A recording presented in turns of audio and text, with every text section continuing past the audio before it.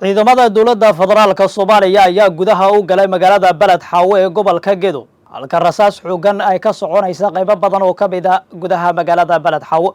laba diyaaradood oo nooca militariga ah waxa ay ka degeen xero UK oo ku taala meel ka baxsan magaalada Balad Xaawo ee gobolkaasi Gedo ciidamada dawladda federaalka Soomaaliya iyo kuwa deegaankuna waxa ay abaabul xoogan ka wadaan qaybo badan oo ka mid ah gobolka Hiiraan si looga hortago dhaqdhaqaaqyada ka dhanka ah al-shabaab soo dhawaada haday tahay markaaga kugu horeysay aad soo booqato halkan subscribe noo saar noo like garay muuqaalkan waad ku maasan tahay soo booqashadaada anu ku hormarno Balad Xaawo wararka laga helayo waxa ay ku nuuxnuuxsanayaan in dhaqdhaqaaqyo ciidan oo iska soo horjeeda waa barigii hore sida caadadu ahaydba ay magaalada ku waabariisatay waxaana la tilmaamayaa in dhawaqa rasaasta noocyadeeda kala duwan laga maqlayay magaalada balse wararka aynu helayno waxa ay tilmaamayaan in ugu dambeyntii ciidamada xoogga dalka Soomaaliyeed uu hogaaminayo taliyaha nabad sugidda Jubbaland ee ay magacawday dawladda dhexe ee Soomaaliya Cabdirashiid Janan inay gudaha u galeen magaalada waxaana la tilmaamayaa in qaybo badan oo magaalada ka mid yihiin ayagu ku sugan yihiin rasaas xoogan ayaana la tilmaamayaa inay ka dhacayso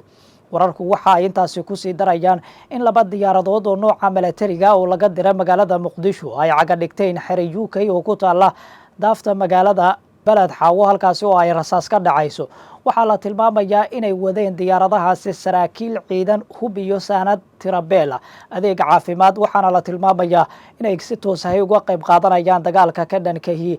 Jubbaland isla markaana ka soconaya magaalada Balad Xaawo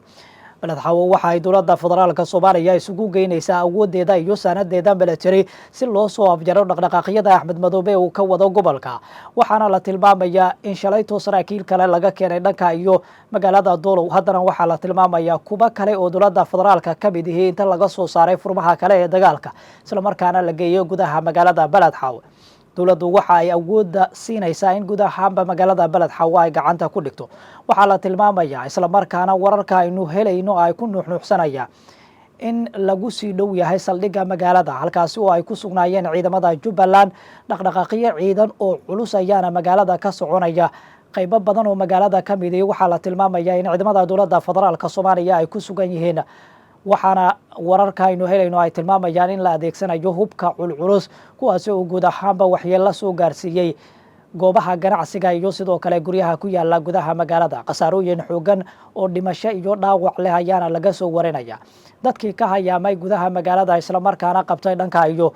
magaalada Mandheera waxa la tilmaamayaa in halkaasi macluul baahsane ay ku haysato ka gadaal markii la sheegay inay la yihiin hooy iyo sidoo kale waxa ay quutaanba waxay u muuqanaysaa tallaabadan misheeda sare laga daawanayo dawladuna waxay u muuqataa kaliya in ay markaasi xooga saaraysa dagaalka isla markaana qorshe dagaaleed kale uusan u degsanayn isla markaana lagu ceyminayo shacabka halkaasi ka barakacay isla markaana macluul baahsane ay ku haysato meel ka baxsan gudaha magaalada Balad Xaawo oo ay isku fara saareen ciidamada dawladda federaalka Soomaaliya iyo kuwa maamulka Jubbaland dhaqdhaqaaqyada ciidan ee ka curtay gobolka ayaa waxa ay u muuqanayaan maalinba maalintii ka sii dambaysa ka sii daraya waxayse dawladda federaalka Soomaaliya wacad ku martay inay si laba jibaari doonaan ilaa iyo inta laga adkaanayo Axmed Madoobe dhankiisa Madoobe iyo saraakiil kale oo hogaaminayo waxa ay sheegeen in ay dagaalku sii wadi doonaan ilaa iyo inta ay gacanta ku dhigi doonaan magaalooyinka gacantooda ka maqan waxay u muuqanaysaa hanjabaad labada dhinacba ay hawada isu marinayaan lama sooga cidda gacan sareyn doonto dhanka kale gobolka Hiiraan wararka laga helayo waxa ay ku waramayaan in abaabulkii ugu dambeeyay uu ka soconayo gudaha magaalooyinka waaweyn ee gobolkaasi gaar ahaan magaalada Baladweyne ee gobolkaasi Hiiraan waxa la tilmaamayaa in abaabul xoogan uu ka soconayo xarada Lamagalaay oo ku taala gudaha caasimadda gobolkaasi ee Baladweyne waxaana la tilmaamayaa in ciidamo beeleed aad u abaabulan isla markaana garab ka helayo kuwa dawladda federaalka Soomaaliya halkaasi isku abaabulayaan waxaana la tilmaamayaa inay u jihaysanayaan dhanka iyo magaalooyinka Maxaas iyo Moqokore si gacanta al-shabaab looga faramaroojiyo ka gadaal todobaadyadii tagay oo al-shabaab gacanta ay ku kala dhigeen labadaasi magaalo waxaa la tilmaamayaa in abaabulkan uu horkacayo la taliyaha macwisleyda ee madaxweynaha jamhuuriyadda Cali Jeyte Cismaan kaasi oo dalka dibadiisa ku maqnaa isla markaana si degdeg ah ugu soo laabanayo gudaha magaalada Muqdisho si uu u gaaro furmaha hore ee dagaalka waxaana la tilmaamayaa inuu sito hub iyo saanad ciidan oo ka soo helay dawladda wadankaasi Itoobiya oo si toos ah uga qayb qaadanaysa dagaalka lagu wajahayo shabaab ee ka soconaya gobolka Hiiraan macwisleydu waxa ay wacad ku mareen inay gacanta ku dhigi doonaan deegaanada laga faramaroojiyey toddobaadyadii tegay waxayna doonayaan markan inay gacantooda ku soo celiyaan si guud ahaanba xaaladda amni ee gobolka dib loogu soo celiyo. dhaqdhaqaaqyo xoogan iyo abaabul iska soo horjeeda ayay dowladdu abaabulaysaa kuwaas oo qaybo kala duwan ka soconaya dalkuna waxa uu u muuqanayaa markan inuu guud ahaanba cagaha la galay dagaal xoogan oo dhinacyo kala duwan leh haddii uu noqon lahaa arrimo siyaasadeed iyo mid kale oo argagixisada lagu wajahayo.